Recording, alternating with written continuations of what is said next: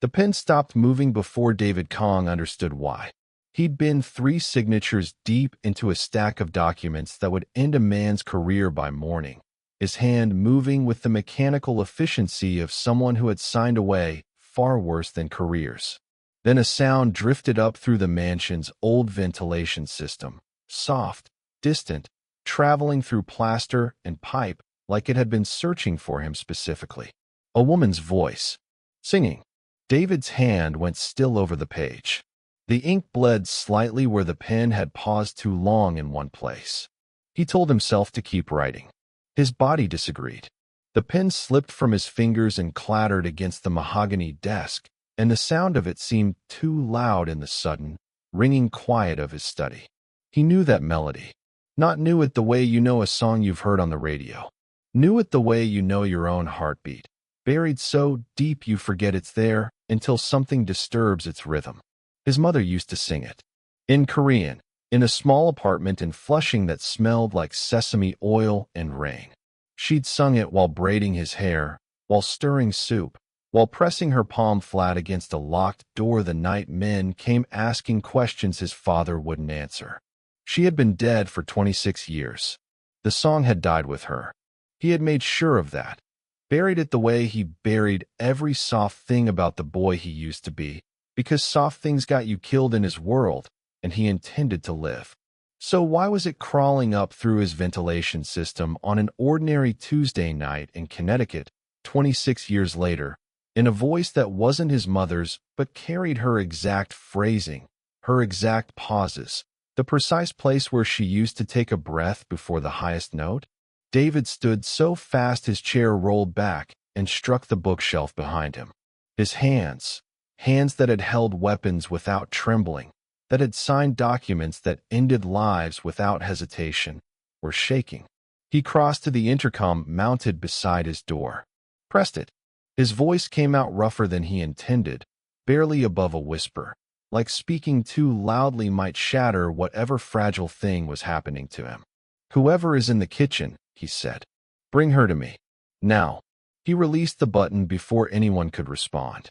Stood in the center of his study, a room that controlled a fortune most people couldn't imagine, completely undone by 3 minutes of melody drifting through old pipes.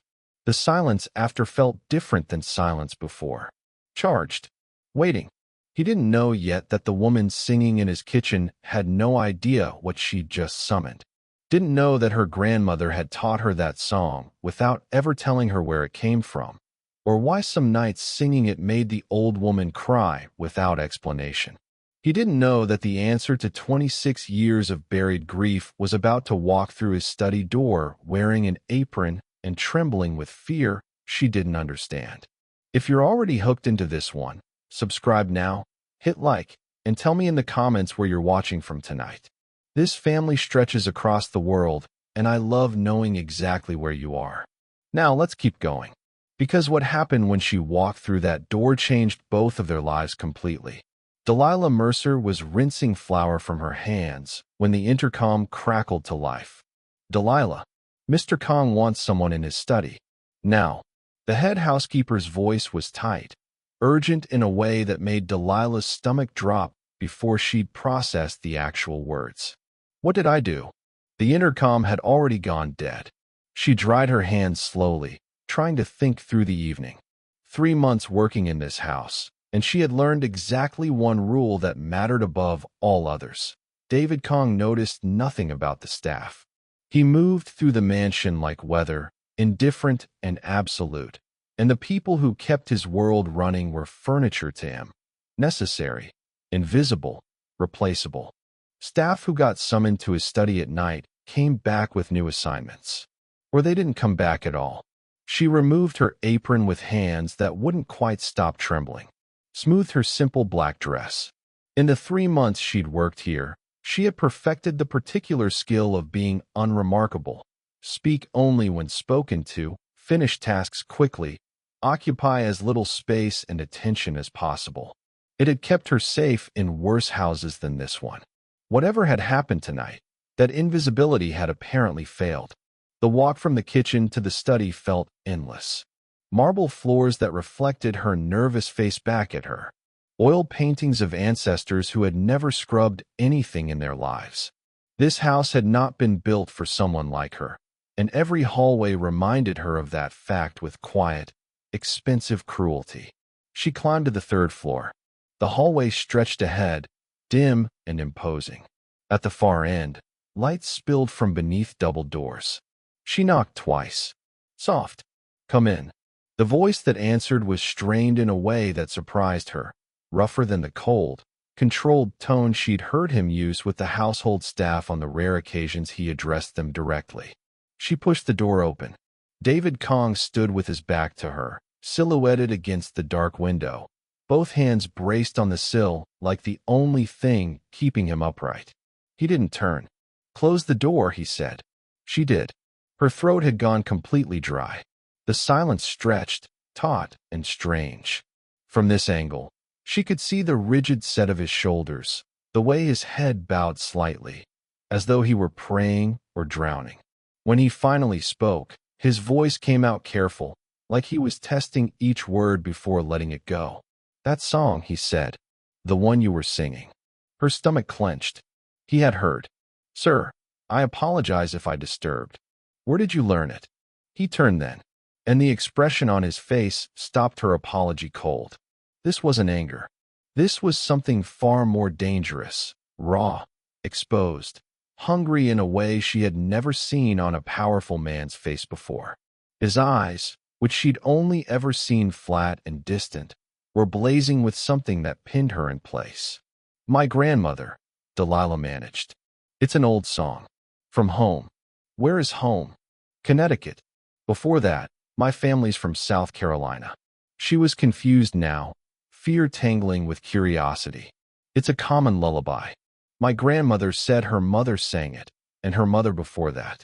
Why does it? Sing it again. Not a request. Not quite a command. Something caught between the two. What he didn't know yet was that the answer he was about to receive would unravel 26 years of carefully maintained silence, and that he would not survive hearing it the way he expected to. Sir, I don't understand, Delilah said. Please. The words seemed to cost him something physical. I need to hear it again. There was something in his voice that bypassed every defense she'd built over 3 months of careful invisibility, a quality that spoke directly to a part of her that recognized pain when she heard it, because she had lived inside her own version of it for years. This dangerous, powerful man was asking her for something that had nothing to do with power at all. My mother sang that song, he said, and the words came out jagged, like they were cutting him on the way up. 26 years ago. I haven't heard it since I was 8 years old, and I need to know if I'm losing my mind, or if you just sang my childhood back to me. The air left Delilah's lungs.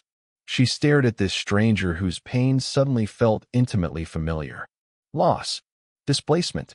The ghost of a mother's voice that never stopped echoing no matter how many years passed. Your mother sang you this song, she said softly. He nodded once, sharp and tight, as though the admission itself was dangerous. Something shifted in the room. The power dynamic between them didn't disappear. It couldn't, not with their realities this far apart, but it tilted, became less absolute. For one suspended moment, they stood in the wreckage of memory together, and that made them, briefly, something close to equals. Delilah took a breath, began to sing. Her voice was steadier now, because she understood what she was offering him. The melody filled the study, intimate, ancient, wrapping around them both. She watched his face change as she sang, watched his eyes close, watched his jaw tighten and then, slowly, release. When she reached the second verse, she noticed his lips moving, soundlessly, around words he didn't seem to consciously remember knowing. She finished. Let the last note fade into silence. Neither of them moved. When David opened his eyes, they were bright with something he refused to let fall. Thank you, he whispered. And Delilah, against every instinct that had kept her safe for years, felt her guarded heart crack open just a little. The silence after the song felt dangerous in a different way than before. She watched him begin to reassemble himself, shoulders pulling back, jaw resetting. The vulnerability that had cracked through being forced back behind walls, she could see him rebuilding brick by brick. When he spoke again, his voice had regained its edge. "You can go." The dismissal landed like a slap. Like the last 5 minutes hadn't happened. Like he hadn't just asked her, almost begged her, to sing him a childhood he'd buried for 26 years. "Of course, sir." She turned toward the door. "Wait." She stopped, hand on the doorknob.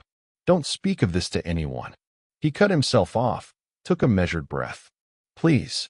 "I don't gossip, Mr. Kang."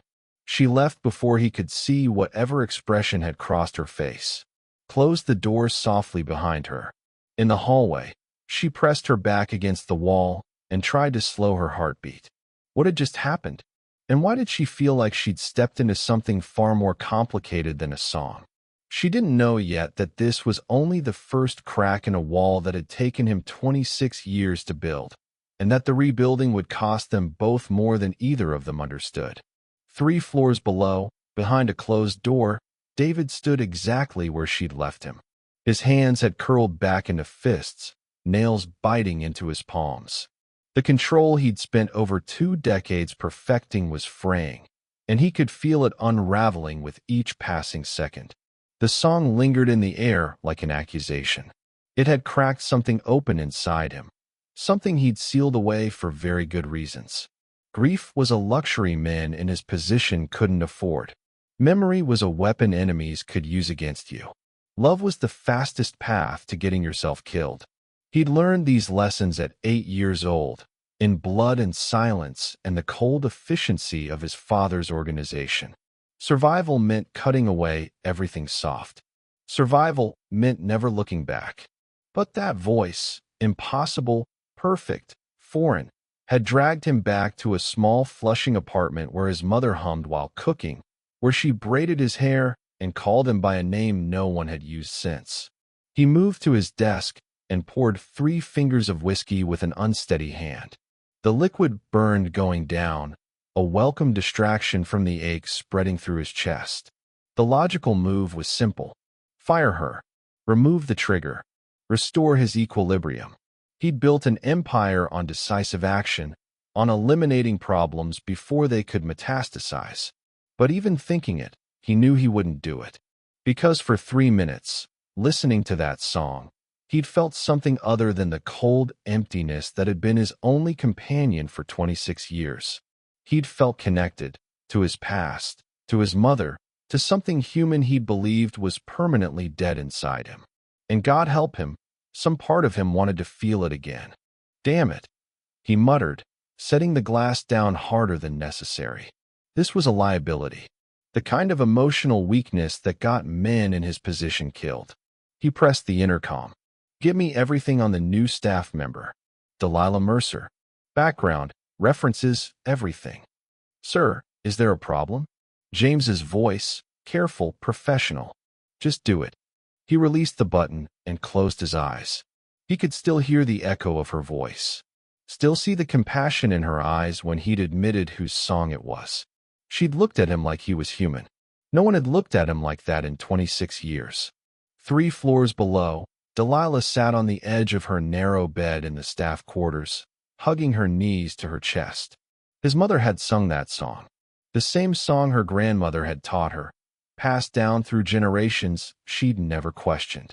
What were the odds? "Don't," she whispered to herself, pressing her forehead against her knees. "Don't start seeing him as human. Don't stop caring for your own safety." She'd made that mistake once before, believing kindness from a powerful man meant safety. She'd learned the hard way what happened when men like that decided they wanted something. But God, that look in his eyes, desperate, drowning, real, had shaken something loose inside her that she wasn't sure she could put back. She had no way of knowing that he was already having her investigated, that the watching had already begun, that tomorrow would bring questions she wasn't prepared to answer. Morning came with its usual routine. Delilah dressed, went about her duties with mechanical precision. Everything normal, everything careful, but she couldn't shake the feeling of being watched. It started subtle, a sense of eyes on her back as she moved through the halls. Then she noticed Marcus, head of household security, observing her with new and unmistakable interest. The senior housekeeper asked pointed questions about her background, her family, her reasons for moving to Connecticut. "Just updating records," the woman said. Her smile was thin and unconvincing. Delilah felt the net tightening. Whatever had happened last night in that study had consequences she hadn't anticipated. David Kang was investigating her, and that realization sent ice through her veins. What would he find? The gaps in her employment history. The reasons she'd left her last position so abruptly. The things she'd never fully explained to anyone, not even the people who'd hired her here. By midday, her nerves were frayed thin. She was refilling water glasses in the dining room when she sensed him before she saw him. That particular change in the air that announced his presence before her eyes confirmed it. David stood in the doorway, watching her. Their eyes met for a fraction of a second.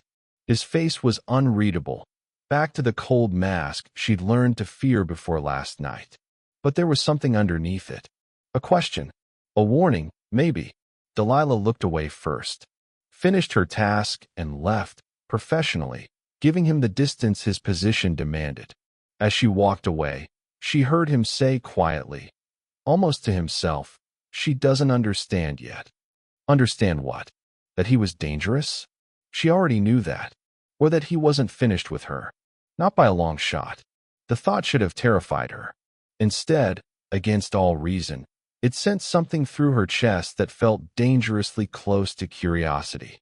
That evening, James found David in the study, staring at a manila folder he hadn't opened. "You wanted the background check," James said, setting it down. "It's thorough. And clean record. No complications. She left her last position in Massachusetts after a domestic situation went bad. Nothing on her, just adjacent to it. Her grandmother raised her after her mother passed.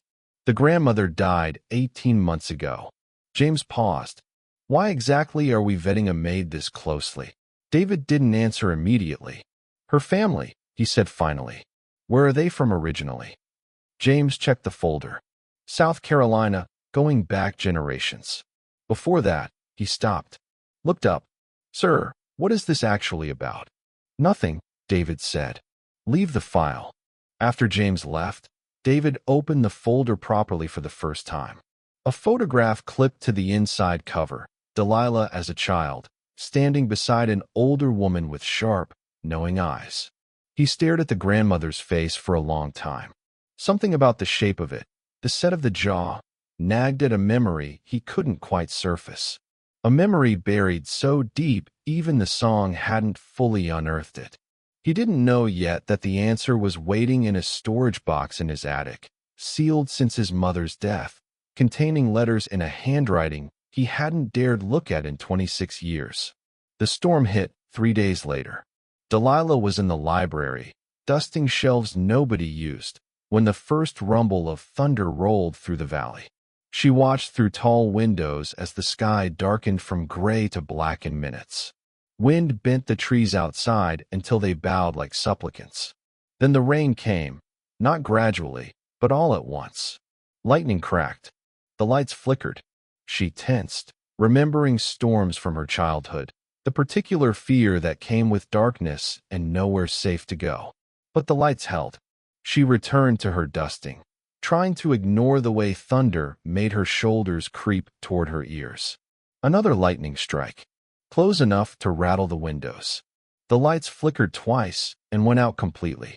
The darkness was absolute. No generator hum. No backup lighting. Just storm dark and silence broken by rain hammering the glass. Delilah stood frozen, heart spiking, alone in a massive house that suddenly felt less like a mansion and more like a tomb. A beam of light cut through the darkness. "Don't move," David's voice, coming from the doorway. "There's furniture between you and the exit." She stopped, breath catching. The flashlight beam swept the room until it found her. "The generator should have kicked in," he said, stepping inside. "Something's wrong with the system. The whole house is down. Should I do anything?" No, the emergency team will handle it. He moved closer, and in the flashlight's glow she could see he'd been working, sleeves rolled, hair slightly disheveled. It made him look younger, less like marble, more like a man. The staff quarters are in the East Wing, he said, which is taking the brunt of this storm. There's a leak in the roof maintenance hasn't fixed yet. So where should I? Stay in the main house tonight. There are guest rooms upstairs. He paused, something flickering across his face. You'll be more comfortable there anyway. It was the closest thing to concern she'd heard from him. Another lightning strike hit close, too close, and the world went white. The thunder followed instantly, splitting the sky open. Delilah flinched hard, gripping a shelf for support. When her vision cleared, David was closer than before. Are you afraid of storms? No, she lied. Then, because the darkness made her honest. Yes. A little. My mother used to say storms were the sky washing itself clean, he said quietly, getting ready for something new. The mention of his mother hung between them, an acknowledgement of that night neither had spoken of since. That's beautiful, Delilah said. She was beautiful. His voice dropped, went somewhere painful. I've spent most of my life trying not to remember that. Why would you want to forget something beautiful? He was quiet for a long moment. Because beautiful things don't last. And remembering what you've lost is more painful than never having had it. That's not true, Delilah said softly. The pain means it mattered. Means it was real. He looked at her then. Really looked, and she saw something shift behind his eyes. You sound like her, he said. Neither of them knew yet how literally true that statement was about to become. He led her through the dark mansion to a guest room larger than her entire apartment. Candles in the drawer, he said, setting the flashlight on the nightstand. Blankets in the closet. Thank you. He lingered in the doorway. The song you sang. Do you know others like it? Many, she admitted. My grandmother taught me dozens. For working, for celebrating, for mourning, for putting children to sleep. Will you teach me? The request was so unexpected she could only stare. Why? Because when I heard you sing, for the first time in 26 years, I remembered who I used to be, he said. And I'm not sure I'm ready to forget again. Something cracked open in her chest. Okay, she heard herself say. I'll teach you. Tomorrow. The next morning, he found her in the hallway, holding a small, worn photo album. I couldn't sleep, he said. Went looking for answers. Would you look at something with me? She crossed the hallway and stood beside him. He turned the pages slowly. A small apartment, modest but warm. In every picture, a woman with skin like dark honey and eyes full of light. Sujin Park, he said softly. My mother's name. Though everyone called her by her American name, Suzanne. He turned another page, and Delilah's breath caught. A photo of a young woman wearing a bracelet, blue beads and silver, intricate beadwork. That bracelet, Delilah whispered. My grandmother had one just like it. David's hand stilled on the page. What was your grandmother's name? Marielle. Marielle Mercer.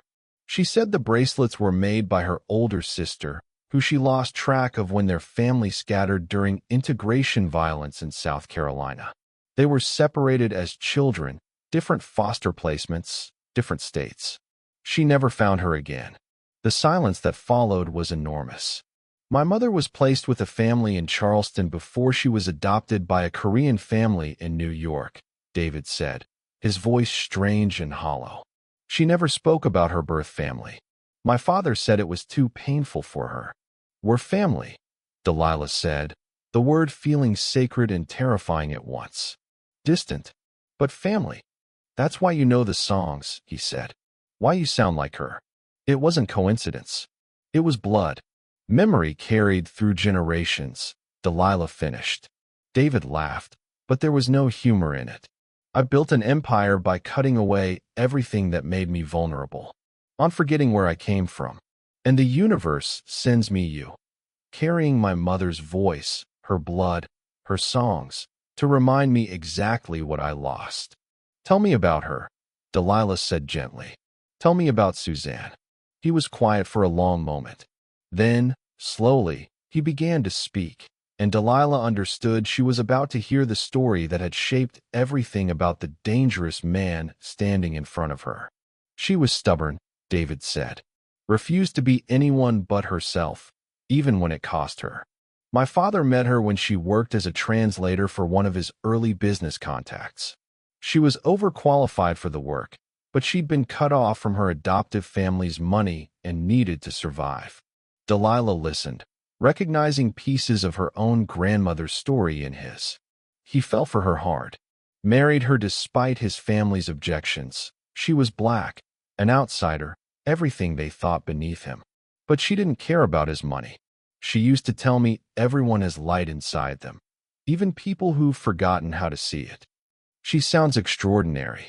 She was, and it got her killed. His jaw tightened. When I was 8, a rival family decided to send my father a message. They came to our apartment looking for him. He wasn't there. She was. I was. Delilah's throat tightened, already sensing how this ended.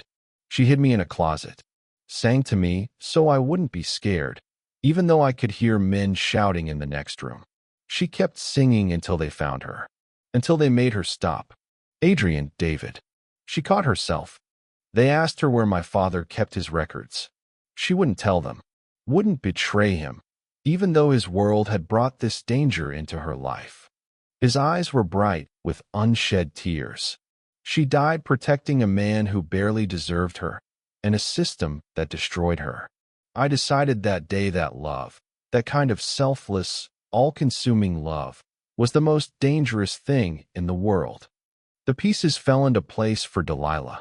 Why he'd isolated himself. Why he'd built walls this high. She didn't abandon you, Delilah said firmly. She saved you. That song. She sang it so you'd survive, so you'd remember you were loved. His control broke completely then. A sound escaped him, half sob, half exhale. Delilah closed the distance and wrapped her arms around him. He stayed frozen for a moment, decades of conditioning telling him to push her away. Then his arms came up, holding her back like she was the only solid thing in a tilting world.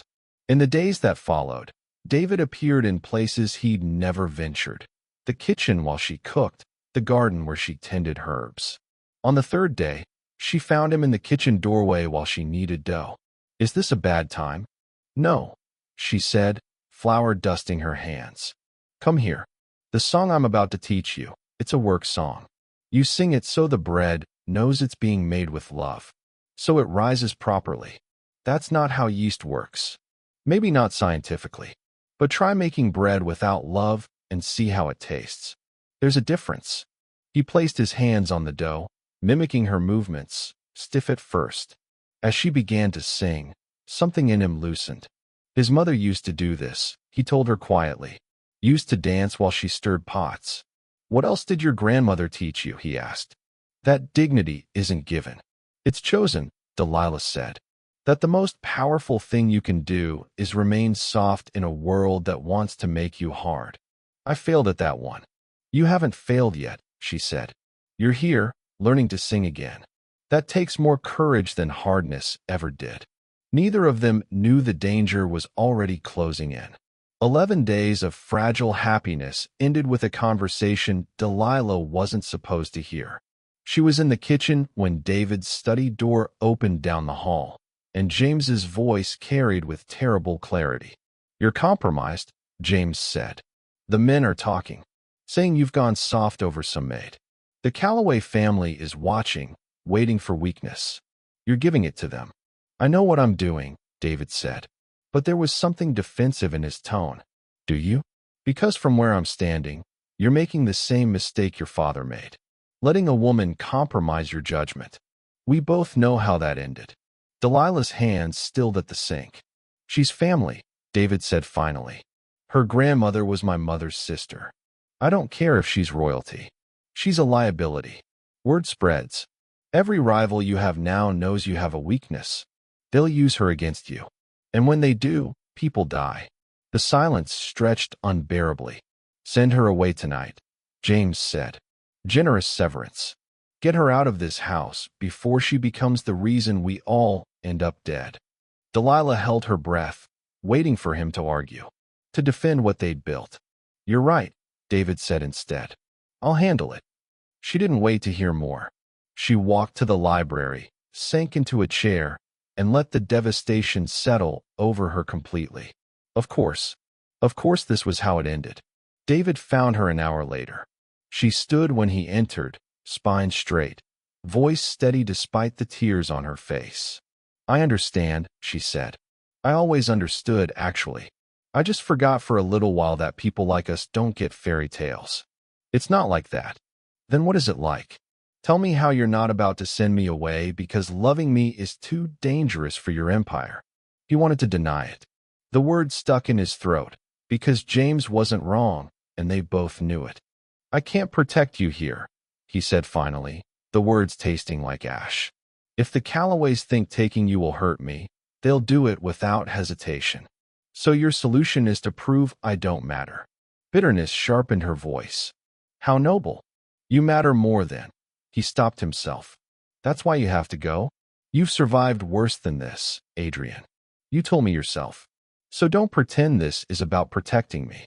This is about choosing safety over risk. The accusation hit like a blow. That's not fair. Fair. Her voice rose, carrying years of being disposable. You asked me to teach you how to be human again. I gave you everything. My trust, my grandmother's letters, my heart. And at the first sign of danger, you're throwing it all away. To keep you alive. I don't want to just be alive. I've been just alive for years. You made me believe I could be more than that. He felt something breaking inside him. The walls he'd dismantled rebuilding themselves brick by brick. I can't lose you, he whispered. Not like I lost her. Then don't, Delilah said. Fight for this. I'm not the man you think I am. Stop hiding behind that excuse, she said, voice going cold. You're choosing not to be human because it's easier to be the monster everyone expects. The words hit too close to truth. Get out, he heard himself say. Pack your things. James will arrange transportation. Your mother would be disappointed in you, Delilah said quietly. She died protecting love. You just killed it to protect yourself. She walked past him toward the door. He let her go. 3 days passed in silence that felt like a tomb. The kitchen, managed by someone else, prepared meals with technical perfection and zero soul. The library felt hollow. Even his bedroom seemed to echo with her absence. David had eliminated the threat, protected the vulnerability, done everything correctly by every rule he'd ever learned about power. So why did it feel like he'd made the worst mistake of his life? He sat in his study, the same room where this had begun, and finally let himself remember everything. His mother's belief that storms washed the sky clean. Her insistence that joy wasn't something you gave up to survive. She didn't die because she loved, he said aloud to the empty room. She died because evil men made evil choices. I gave them power over my heart, and I called it strength. He pulled up Delilah's employment file, the one James had compiled, the same one that had told him where she'd come from. There, in the corner of the page he'd overlooked, an emergency contact address in Bridgeport, Connecticut. He didn't need an anonymous tip. He'd had the answer all along, buried in his own paperwork, the same way he'd buried everything else that mattered. He grabbed his keys. The boarding house was small, clean, unremarkable, exactly the kind of place a woman with nothing would choose. He sat in his car outside for a long moment before climbing the stairs. By the time he reached her door, he'd discarded every speech he'd rehearsed. He knocked. Long silence. Then, go away, David. So she'd known it was him. I can't, he said to the closed door. Nadia, Delilah. Please. I need you to hear me. I heard you perfectly well 3 days ago. You heard a coward. You didn't hear what I should have said. He pressed his palm flat against the wood. I love you. The words I was too afraid to speak. I love you, and it terrifies me, because everyone I've ever loved was taken from me, and I pushed you away first so I wouldn't have to feel that loss again. Silence. But she hadn't sent him away. That had to mean something. My mother would be disappointed in me, he continued. She died protecting love. I've spent my whole life running from it. I was wrong about the solution. I can't eliminate every threat by hiding what I love. I can only face it. Fight for it. If you'll let me. The door opened. Delilah stood there, eyes red, beautiful and furious and heartbroken all at once. 3 days, Adrian. 3 days while I tried to remember how to breathe without you. You shouldn't believe me, he said. But I'm asking for the chance to prove I can be the man you made me believe I could be. How? Nothing's changed. The danger's still real. You're right, he said. But I was wrong about hiding from it. I'll protect us by making it clear that touching you means declaring war on me. I'll choose love over safety every single time, starting now. She stared at his outstretched hand. If I trust you again and you break my heart, I don't know if I'll survive it. I don't know if I'll survive without you, he said quietly. These 3 days have been the longest of my life. She took his hand. Teach me that lullaby properly, he whispered against her hair. All the words. So someday we can sing it to children who'll never know what it cost to bring it home. Outside, the storm that had been threatening all evening finally broke into gentle rain. The kind his mother always said was the sky washing itself clean for something new. And that is where we leave them. 2 people who'd been taught love was weakness, choosing it anyway. Choosing each other. Choosing the terrifying possibility of happiness over the certainty of being alone. If this story held you, if you found yourself unable to look away, needing to know what that song meant and whether he'd find the courage to fight for her, then you already know what to do. Subscribe so the next story finds you. Drop a like and tell me your favorite moment. The kitchen, the storm, the bracelet, the door, and tell me where in the world you're watching from tonight. This family reaches every corner of the earth, and I want to know exactly where you are. He hadn't heard that song in 26 years. She didn't know it belonged to anyone but her grandmother. And together, they brought it home. The next story is already waiting. Stay close.